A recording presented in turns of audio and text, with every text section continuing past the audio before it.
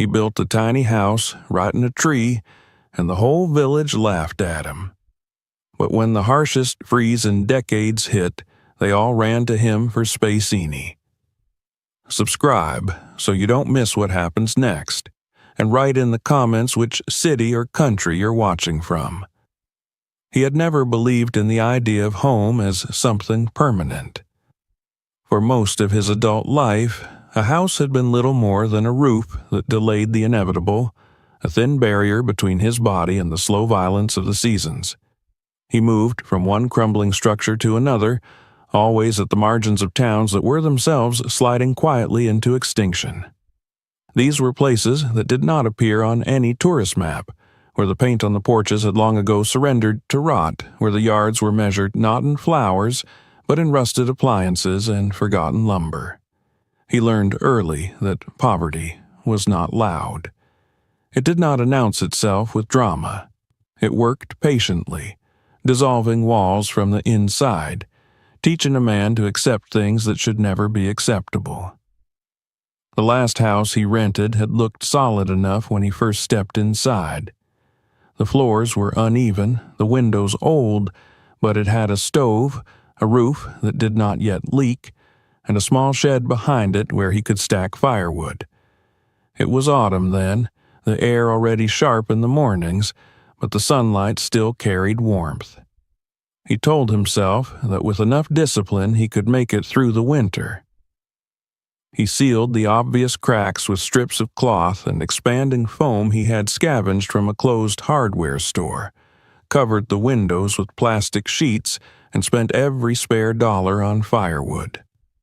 By November, he was already burning more than he had planned. The house drank heat as if it were thirsty. He began to notice how the cold did not merely come from the outside.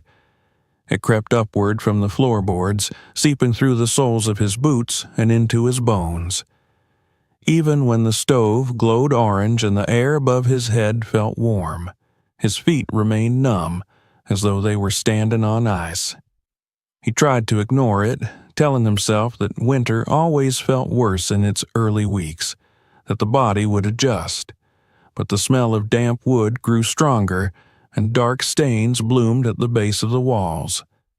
The ground beneath the house was changing, hardening into something that no longer yielded. By December, the first hairline cracks appeared along the corners of the rooms. At first, they were thin as threads, barely visible unless he crouched close to the plaster.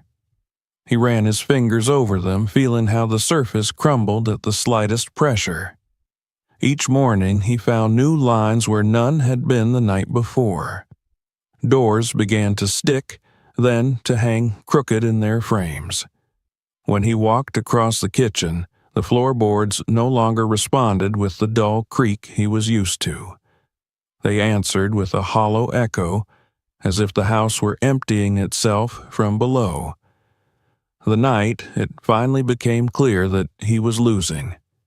The battle came without ceremony. The temperature outside had dropped so suddenly that even the radio announcer seemed surprised by it.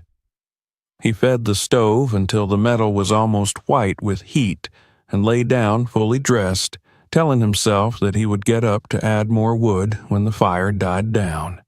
He woke hours later to a sound he could not immediately identify, a dry, splintering noise that echoed through the structure.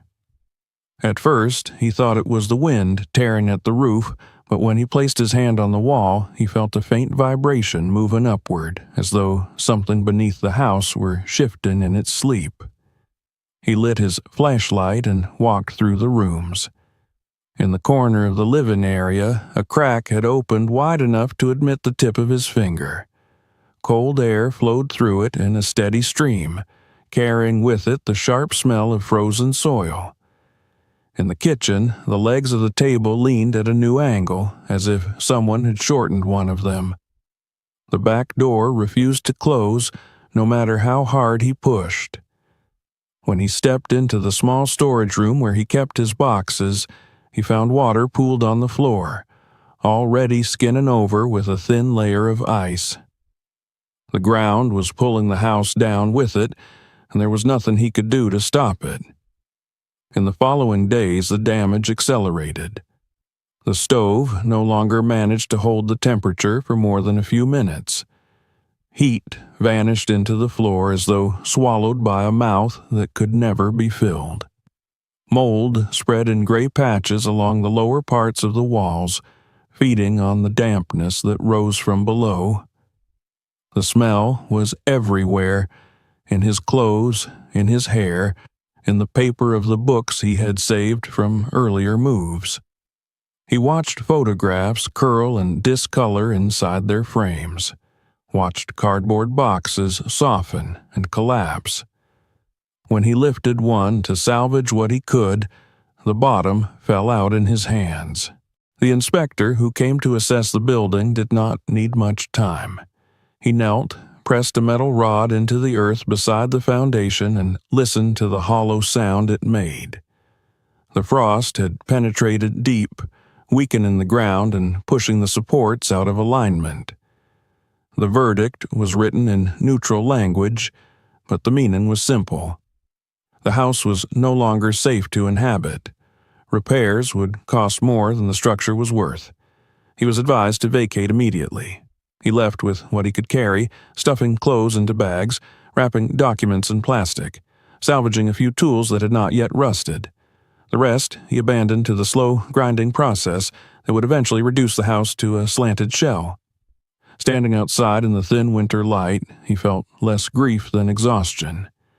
This was not the first time he had lost a home, and he suspected it would not be the last.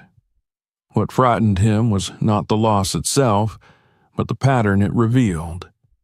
No matter how carefully he worked, no matter how many cracks he sealed, the cold always found a way in from below. The ground was not a neutral surface. It was an enemy that waited patiently until a man had nothing left to fight with. He spent the next weeks sleeping in borrowed rooms in the back of his truck, moving between acquaintances who were themselves barely holding on. Everywhere he went, he saw the same signs. Floors that never quite dried, walls that smelled of rot, people who complained that their heaters ran constantly, yet their houses never felt warm.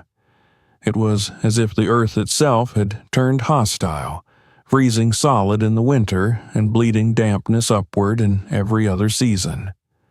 One night, lying in the cab of his truck with his coat pulled over his head, he realized that he had been asking the wrong question all along. He had been trying to learn how to make houses stronger against the cold, when what he needed was to understand how to escape the cold altogether.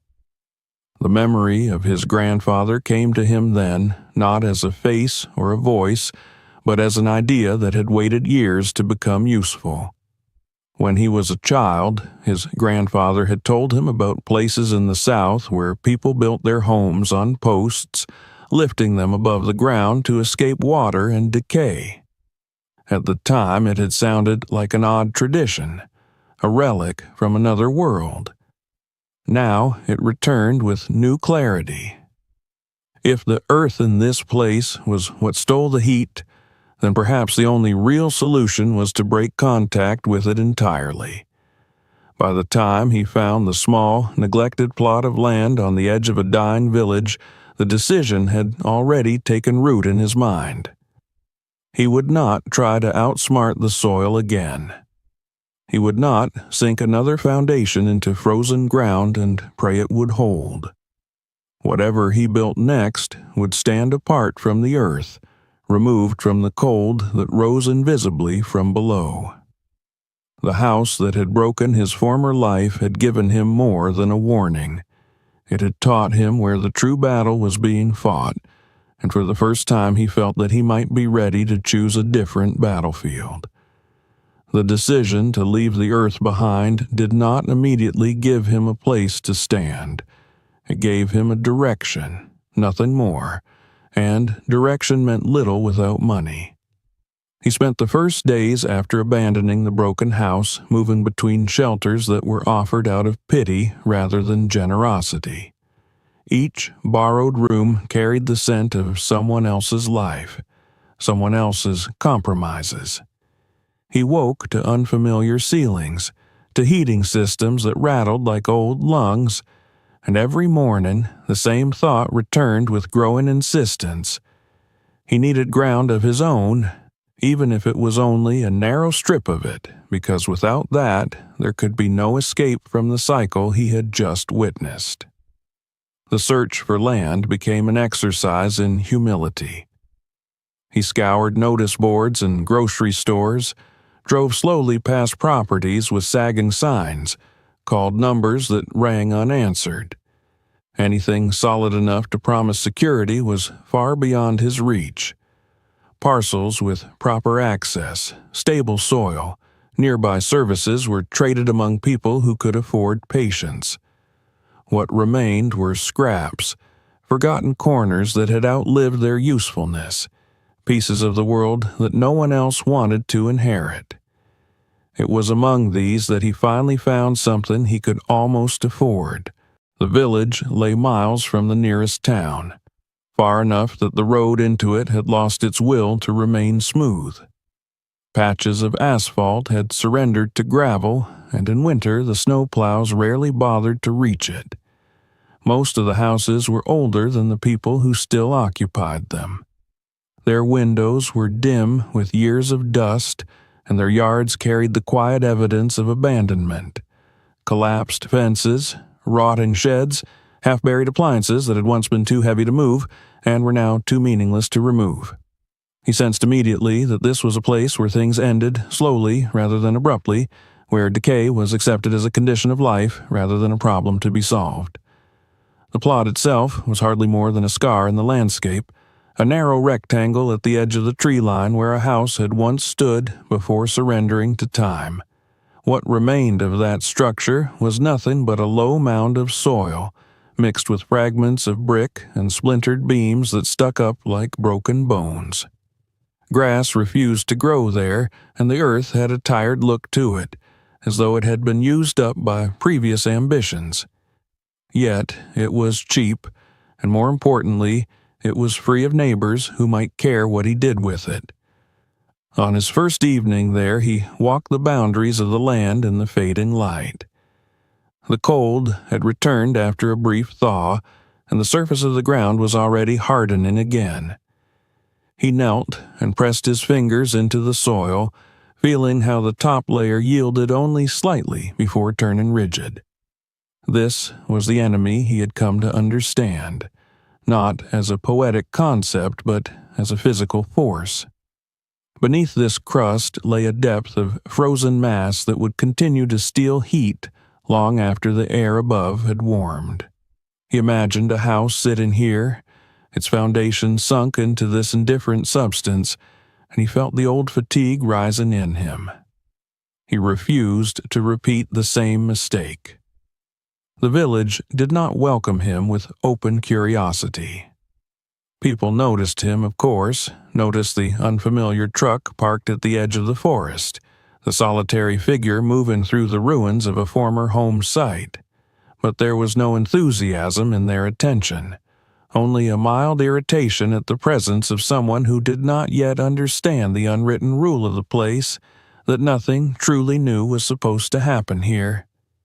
They had seen others arrive with plans and leave with nothing, and they had learned to treat intention as a temporary condition. He spent days clearing what little debris remained, stacking old boards into piles that he could later sort through, digging out bits of metal and glass that might tear a tire or a boot. As he worked, he observed the patterns of the land with the patience of someone who had learned to listen to environments rather than impose himself on them. He watched how water collected in shallow depressions even in the cold, how the wind traveled unbroken from the open fields and then slowed abruptly when it met the trees. He took note of which parts of the ground held snow the longest and which shed it quickly, understanding that these details would decide whether he survived the next winter or not. The people of the village began to talk about him in the indirect way of small places. He heard fragments when he went to the only store for bread and coffee. Someone said he was wasting his time. Someone else remarked that the land there had killed a house once and would do it again. No one addressed him directly, but their skepticism hung in the air, a kind of invisible frost. He recognized it from every place he had ever lived. It was easier for them to expect his failure than to imagine a different outcome for themselves. Yet, as the days passed and he continued to prepare the site, he felt a strange calm growing in him. This land, poor as it was, belonged to him in a way no previous home had. There was no landlord to threaten eviction, no contract that could dissolve overnight. Even the hostility of the ground felt honest, a problem that could be studied and countered rather than endured blindly. He began to sketch plans in a battered notebook at night, drawing shapes that had nothing to do with foundations or basements. His lines climbed upward instead of sinking into the page.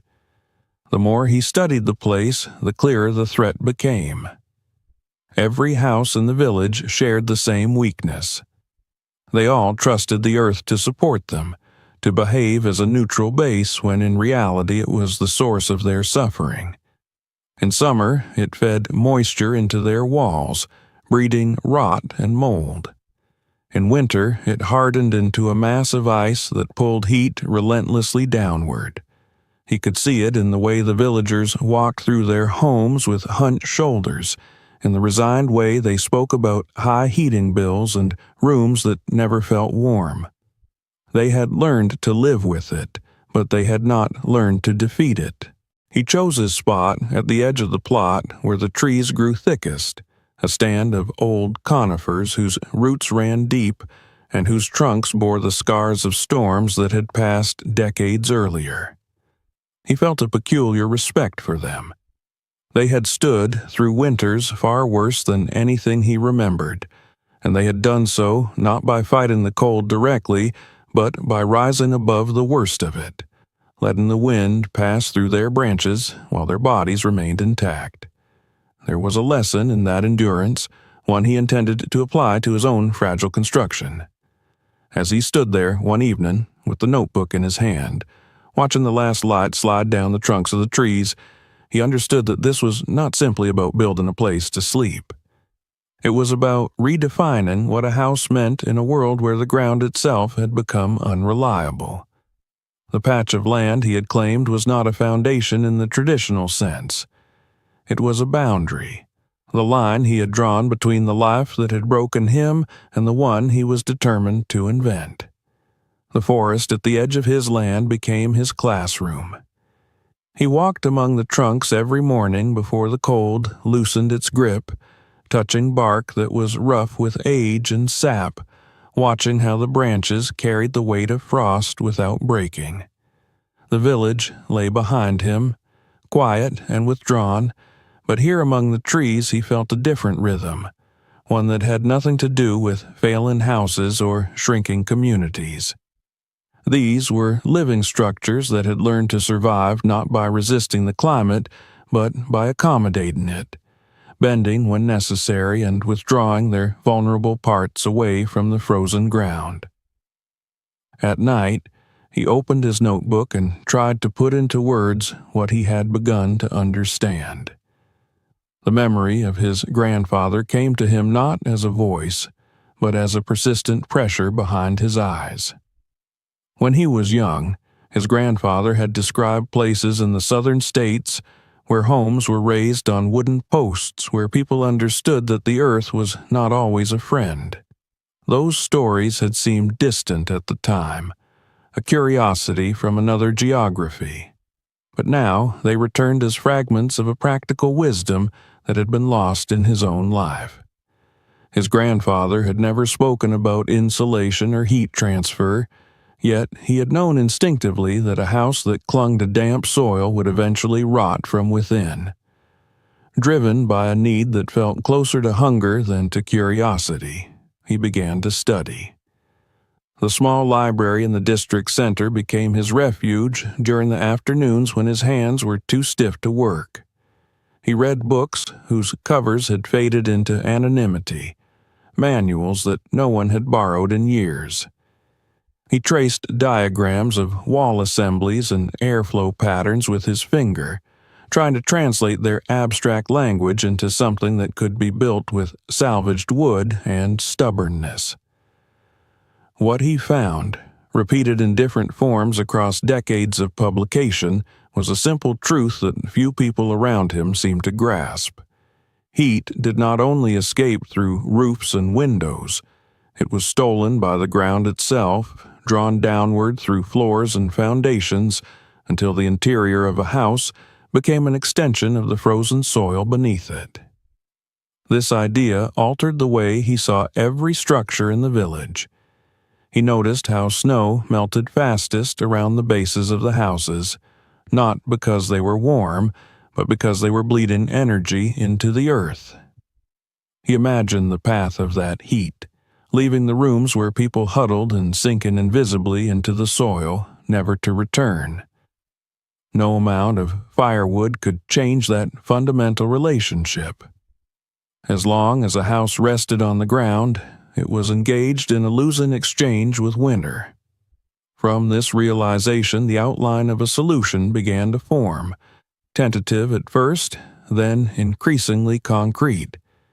He sketched shapes that did not touch the bottom edge of the page, forms that floated above an implied surface. He rejected the idea of traditional stilts almost immediately. They would still require digging, still transmit cold through their narrow cores. What he needed was something that would place the living space entirely within a different thermal environment, suspended in air that could act as a barrier rather than a conduit. The trees he had been studying provided the missing piece. Their trunks were not merely vertical supports. They were insulated columns of living matter, their internal temperature regulated by processes far more efficient than any man-made system he could afford. He pressed his hand against one on a particularly cold morning and felt, beneath the chill of the bark, a faint suggestion of stored warmth. It was not heat in the comforting sense, but it was stability, a refusal to sink to the extremes imposed by the surrounding air. He imagined a structure woven into that stability, a room lifted away from the frozen soil and anchored to something that had already learned to survive. He spent days comparing possibilities. A house on the ground meant repeating the cycle of rot and collapse. A house on concrete piers would require money and tools he did not have. A house in a tree demanded only courage, ingenuity, and a willingness to be laughed at. It also promised something else, something he had not yet allowed himself to believe in. It promised that, for once, the cold might have to work to reach him, rather than being invited in through the floor. The technical reasoning that emerged from his reading gave him the confidence he needed. A small volume of air was easier to heat than a large one. A sealed envelope of insulation could trap warmth far more effectively than thick walls that leaked at every seam. An air gap beneath the floor, if shielded from direct wind, could act as a thermal break, slowing the flow of cold from below. None of this was revolutionary in isolation, but together they formed a system that addressed the specific failure he had witnessed in every house he had ever known. By the time he closed the final book and walked back through the village, he no longer felt the weight of other people's doubts. The idea was no longer madness to him. It was an answer shaped by loss, refined by study, and grounded in a clear understanding of what had destroyed his former life. The land he had bought was not a place to build in the conventional sense. It was a place to rise from, a starting point for a structure that would owe nothing to the frozen earth beneath it. By the time the idea had hardened into conviction, the forest no longer looked like a backdrop to his plans, but like their foundation. He no longer wandered among the trees as an observer. He moved with the careful intent of someone searching for a partner in a risky undertaking, measuring each trunk with his eyes, testing the soundness of bark and wood with the flat of his hand. He was not looking for beauty or symmetry. He was looking for endurance. The first days were spent in silent evaluation. He circled the largest conifers at the edge of his plot, noting how their roots bulged the soil outward, evidence of years spent gripping the earth against storms. He checked the direction of their lean, the scars left by fallen branches, the way their crowns shifted when the wind pressed against them. Most were rejected without ceremony. Some were too thin, others too twisted by years of exposure. A few had been hollowed by rot he could feel beneath the bark. He understood that his life would soon depend on a choice that could not be undone once made. Eventually, he settled on a pair of old larches that stood close enough together to share a burden. Their trunks rose almost parallel for several meters before diverging into separate crowns, and between them stretched a natural corridor of space that seemed, in a strange way, already reserved. He pressed his ear to the wood and heard nothing but the muted hush of sap moving somewhere deep inside, a sound so faint it might have been imagined. Yet it was enough to convince him that these trees were still alive in a way his old houses had never been. Money was his next adversary. The notebook, filled with sketches, did not buy lumber or fasteners, and he owned no tools beyond a battered saw, a hammer with a loose handle, and a drill whose battery held a charge only grudgingly. He began to collect what others had abandoned. From the ruins of the former house site, he salvaged boards that had not yet turned to dust, trimming away rot until only clean wood remained. He drove to neighboring hamlets where barns were being dismantled and asked for scraps. Often he was refused. Sometimes he was ignored. Once in a while someone would shrug and point him toward a pile of debris behind a collapsing shed. He carried everything back by hand or strapped to the roof of his truck, learning to judge weight not by how heavy it felt at the start, but by how it would feel after the 5th or 6th trip. His hands split and bled. The cold entered his joints and lingered. Yet, with every plank he stacked beneath the chosen trees, the idea took on physical form, transforming from lines on paper into a presence that could no longer be dismissed. The first true act of construction was the most frightening. He rigged a crude system of ropes and pulleys from old clothesline and scrap metal, anchoring one end to the trunk of the larger tree, and the other to a horizontal beam he had cut from a fallen log. He raised it inch by inch, pausing whenever the rope groaned or the beam shifted in an unexpected way. When it finally settled into place between the two trunks, held by clamps he had improvised from bent brackets, he stood back and stared at it as though it were a miracle. It was nothing more than a piece of wood suspended in the air, yet it represented a refusal to submit to the rules that had governed his life until now. The platform grew slowly.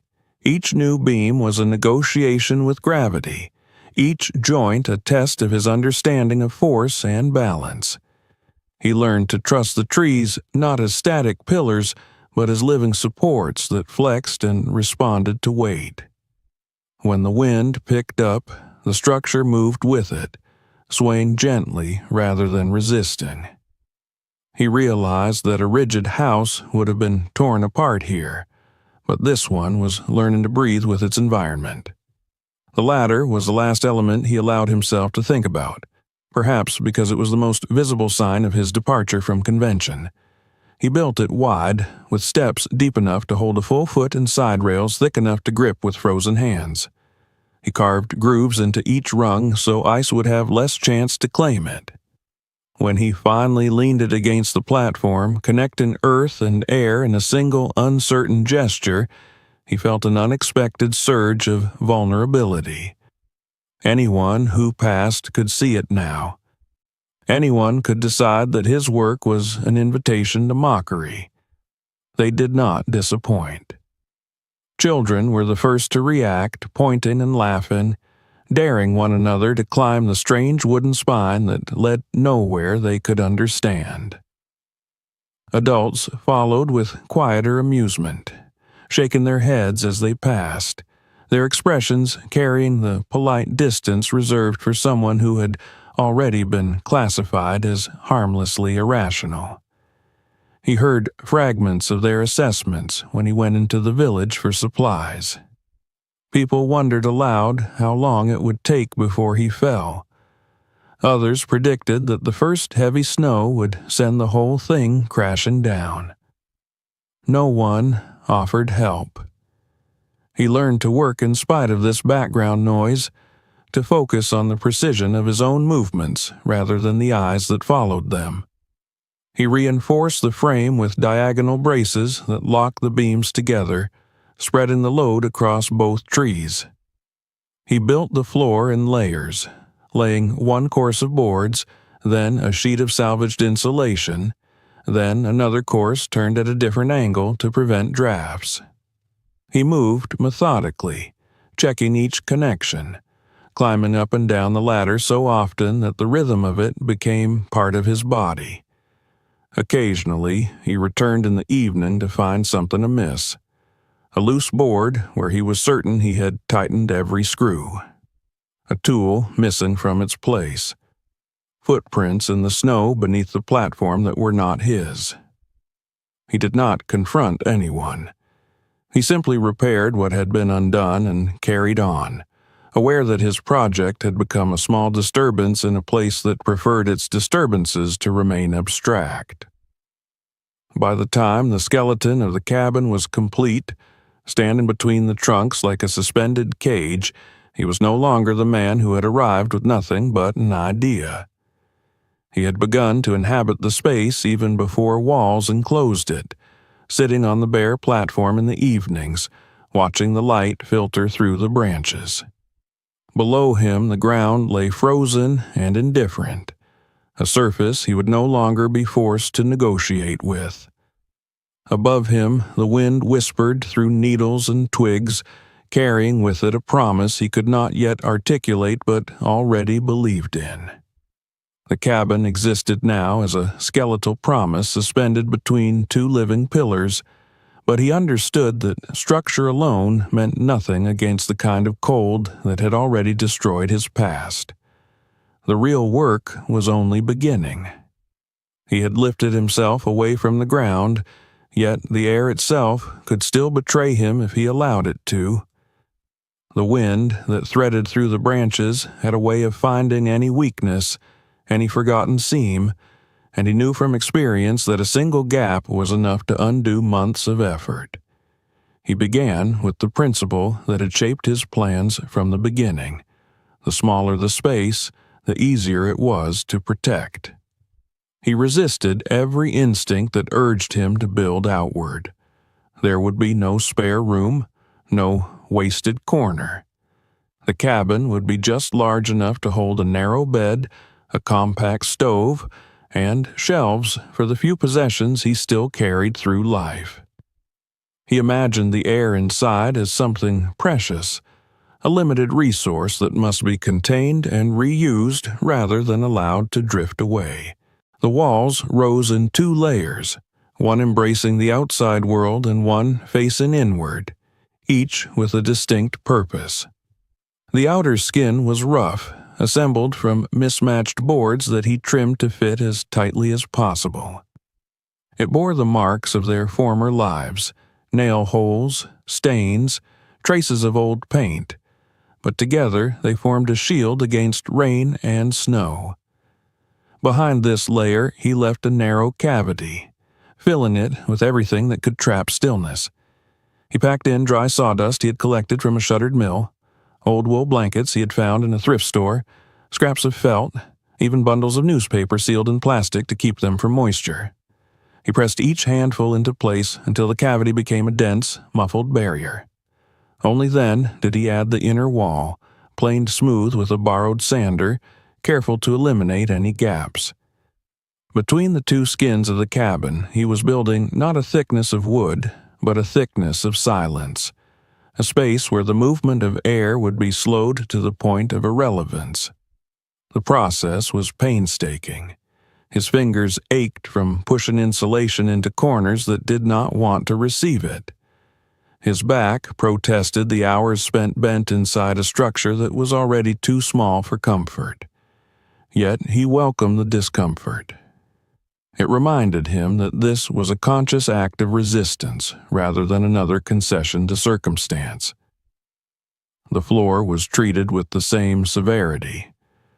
He layered boards until the platform beneath his feet felt solid, then covered them with insulating material before sealing everything under a final course of planks.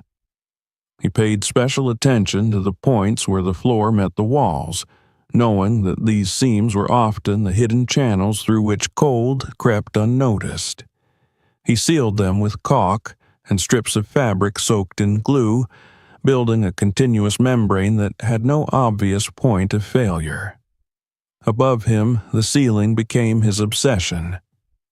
He had learned from his reading that heat was impatient, always rising, always searching for the quickest route of escape.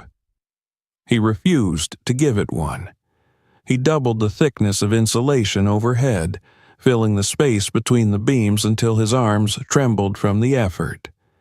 When he finished, the ceiling felt heavy, not in weight but in presence, a lid placed deliberately over the fragile warmth he intended to cultivate inside. He allowed himself only 2 small windows, set high on opposite walls so that light could enter without surrendering too much of the interior. He built frames within frames, a primitive form of double glazing that trapped air between layers of salvaged glass and clear plastic. At night, he covered them with thick curtains sewn from old coats, transforming each pane into a padded wall. The door received similar treatment, reinforced with layers of wood and fabric until it closed with a soft resistance that felt almost comforting. The stove was chosen with equal care. He rejected the large iron beast that had dominated his former houses, their hunger for fuel matched only by their inefficiency. This one was compact, designed for small spaces, its firebox just big enough to accept the split logs he could carry up the ladder. He positioned it so that its heat would rise naturally into the heart of the cabin, the flue threaded upward through a section of insulated piping that he shielded with metal to prevent fire.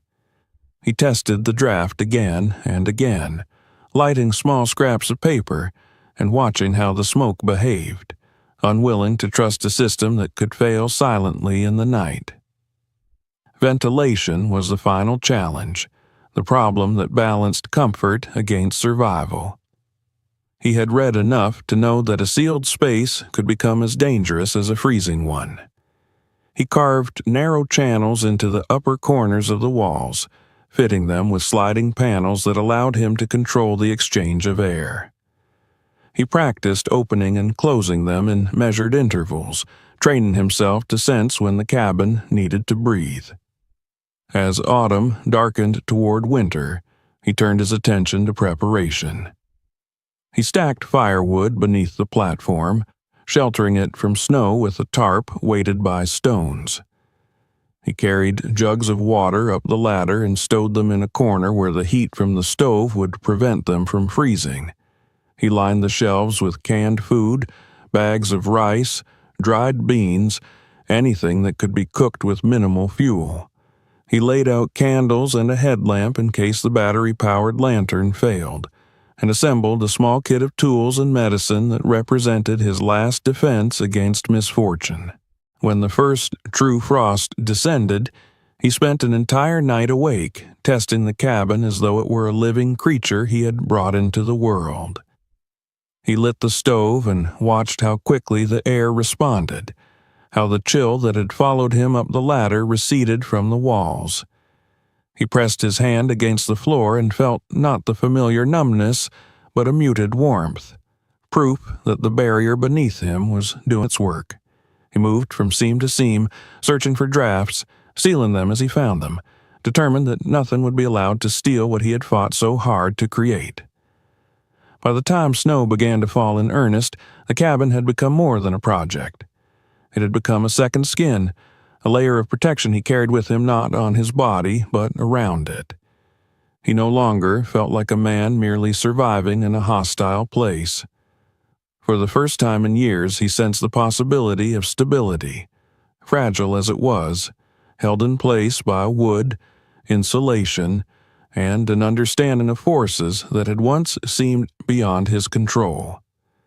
The cabin was finished in the sense that a body is finished when it can finally stand on its own. Everything that followed was refinement, the quiet, almost invisible work of living inside something that had not yet been tested by real winter. He moved into it gradually, first spending long afternoons there, then entire nights, and finally days without descending the ladder at all. From the ground, the structure still looked like a curiosity, a wooden box trapped between branches, but from inside it had already begun to feel like a place with its own pulse. The village did not adjust its opinion simply because he had closed the last seam or lit the stove for the first time. If anything, the laughter grew more confident as the cold deepened. He sensed it whenever he drove into town for supplies. Conversations halted when he entered the store, resumed behind his back in lowered tones. Children stared at his boots and gloves, which were always dusted with sawdust or ash, and whispered to one another. Adults were more restrained, but their restraint was a kind of indifference sharpened by expectation. They had seen people arrive with plans before. They had seen those plans collapse under the weight of weather and money. His tree-bound house was simply another story waiting to fail. He tried not to let it occupy his thoughts, but the solitude made that difficult. The cabin was too small to allow distraction. Every sound inside it was amplified, every movement measured against the narrowness of the space. When he cooked, the smell of food clung to the walls and ceiling.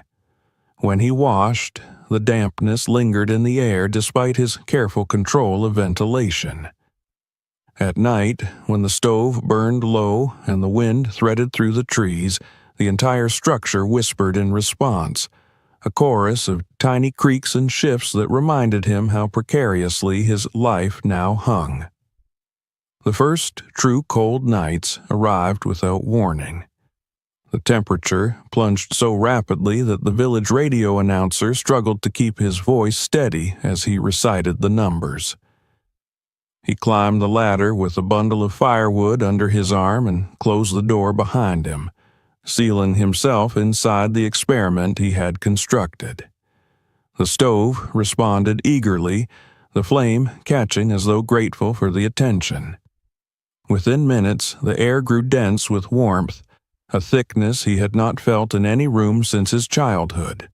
Yet, comfort did not erase anxiety. He walked the perimeter of the cabin repeatedly, pressing his palm against the walls, the ceiling, the floor, searching for the faintest suggestion of a leak. Here and there, he felt a thread of chill, a place where the insulation had settled or the wood had shrunk. He marked these spots with pencil and returned to them with sealant and scraps of fabric, refusing to allow small failures to become large ones. The latter was his constant concern. Each morning, he descended it cautiously, testing the rungs for ice before committing his weight. He had carved grooves into them, but frost had a way of flattening every precaution. More than once, he found himself gripping the side rails with all the strength in his arms, suspended between earth and shelter, aware that a single mistake could send him crashing back into the world he had worked so hard to escape. The village followed his progress from a distance. They saw the smoke rising from the little chimney at odd hours, the light glowing through the curtained windows long after the rest of the settlement had gone dark. They shook their heads and went back to their own routines, secure in the belief that winter would correct his arrogance. He became a topic of casual conversation, a symbol of what happened when a man refused to accept the limits imposed on him by his surroundings. Inside the cabin, the days took on a disciplined rhythm. He woke before dawn to add wood to the stove, then sat on the narrow bed and watched his breath fade from the air as the room warmed.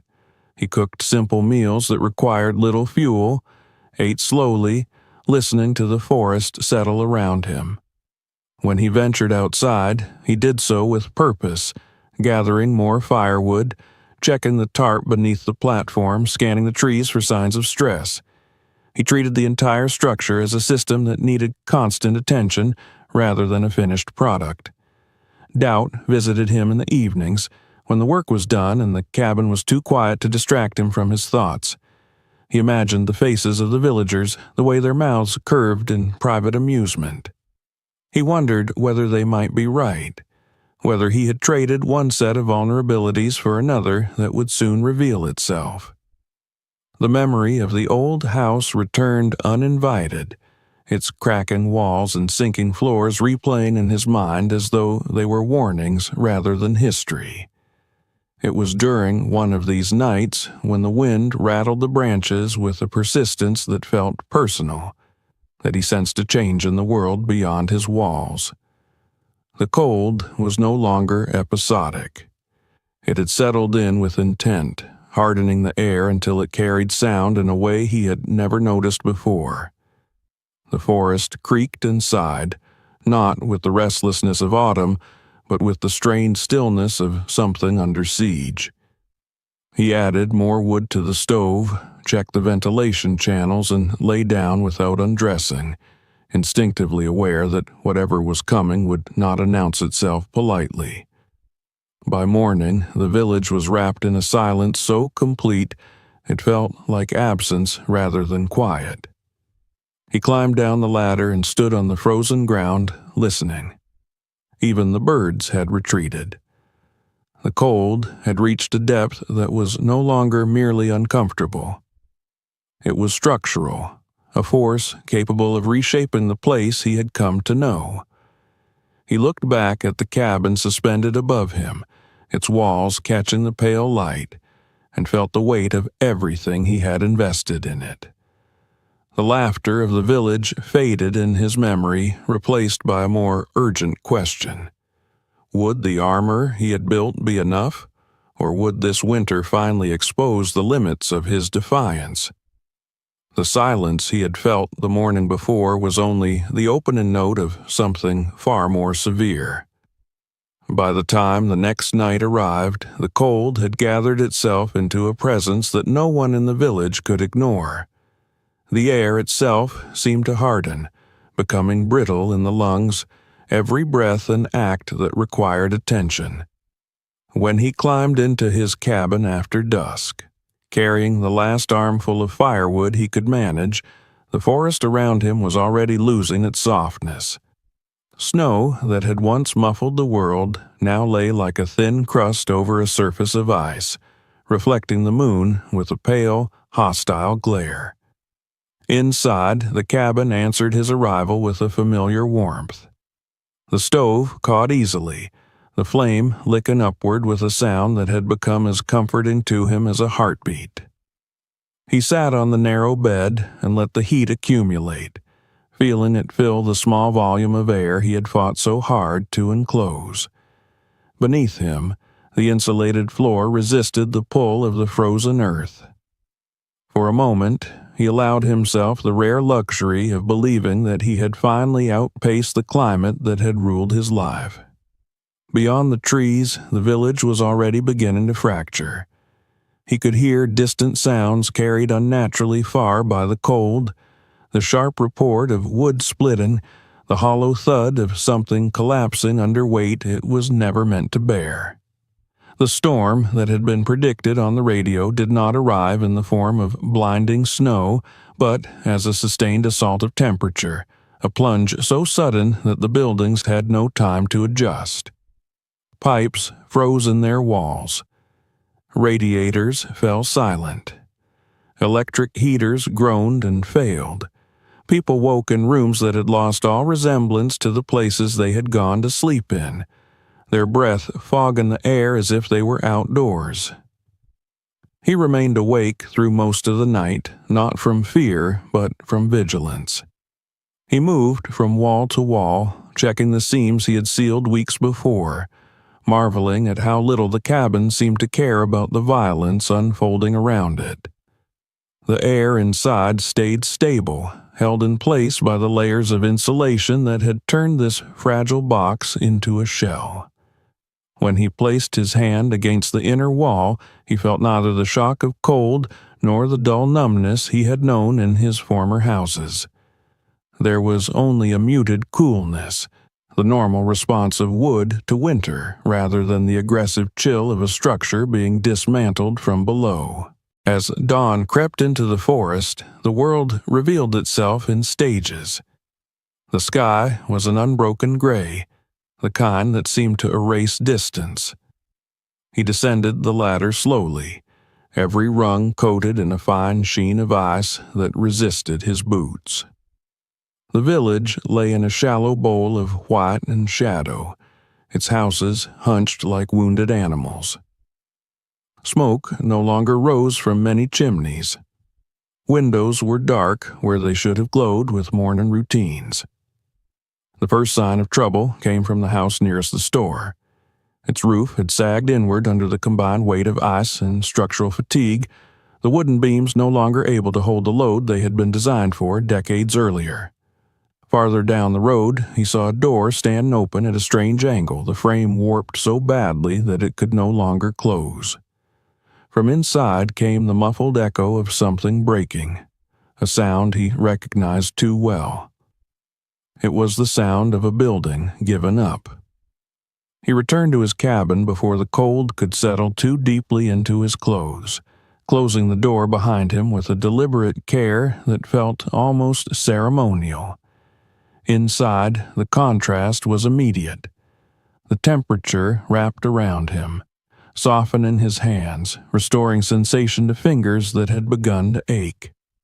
He sat for a moment and simply breathed, the difference between inside and outside so extreme that it bordered on the unreal. News traveled quickly even without working phones.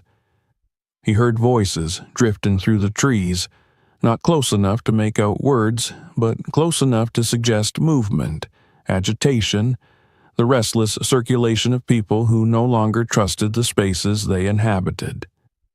The village was becoming a network of failures.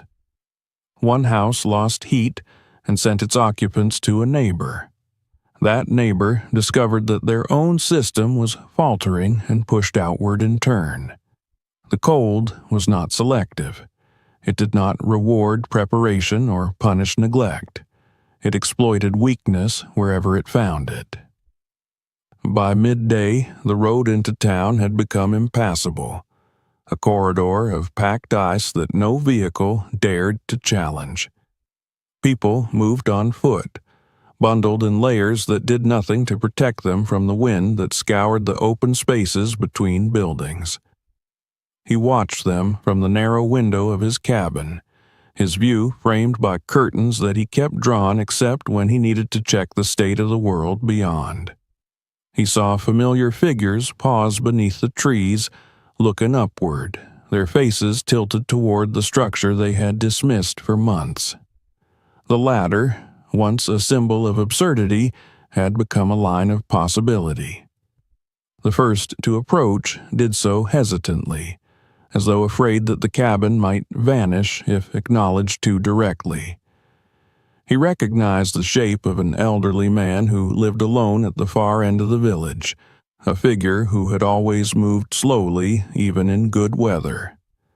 The man stood at the base of the ladder for a long moment, gloved hand resting on the lowest rung, his posture heavy with a decision he had never imagined himself making. More followed, their footsteps crunching in the snow, their breath leaving visible traces in the air. From inside the cabin, he felt a tension build that had nothing to do with temperature. He had built this place as a refuge from the failures of the ground, not as a sanctuary for the entire village. The space was small, the resources finite. He thought of the wood stacked beneath the platform, the cans of food on the shelf, the narrow bed that barely accommodated his own body. Yet the sounds outside continued to gather, a low murmur punctuated by the scrape of boots against frozen earth. He opened the door at last, the warmth spilling outward in a rush that startled even him. The faces that looked up at him were not the ones he had known in the store or on the road. They were stripped of the casual expressions that had accompanied their laughter. Cold had made them urgent, their eyes reflecting a need that went beyond pride or habit. He did not speak. He did not need to. The ladder stood between them as both invitation and test, and one by one they began to climb, hands shaken not only from the temperature, but from the weight of what they were leaving behind. As the cabin filled, he adjusted instinctively, shifting objects, opening and closing the ventilation channels with a precision that surprised him. The heat held, rising and settling into the bodies that had been driven from their own homes. Outside, the village continued to break apart, its foundations betrayed by the very ground they trusted. Inside, suspended between two living trees, he felt the system he had imagined in solitude prove itself in the presence of others. The frost that had come to conquer the village had encountered something it had not been designed to defeat. By the time the cabin held more bodies than it had ever been meant to shelter, the storm outside had deepened into something that felt less like weather and more like a siege. The cold pressed against the walls with the stubborn persistence of an animal that refused to be driven away. Yet, inside the narrow room, the air remained astonishingly calm. Breath rose in pale clouds at first, then slowly faded as the heat redistributed itself among those who had climbed the ladder in desperation. He moved without thinking, making space where there had been none, clearing the shelves of his few belongings and pushing them into corners, creating places for people to sit on the floor or lean against the walls. The smell of damp coats and frozen wool mingled with the dry warmth of wood smoke, forming an atmosphere that was unfamiliar yet not unpleasant. These were the same people who had watched him with detached amusement for months, who had whispered their verdicts behind his back, and now they occupied the cabin as though it were the only room left in the world. He felt no triumph in this transformation, no surge of vindication. What he felt was something closer to gravity, the weight of responsibility settling over him as tangibly as the layers of insulation in the walls. Outside, the village continued to unravel.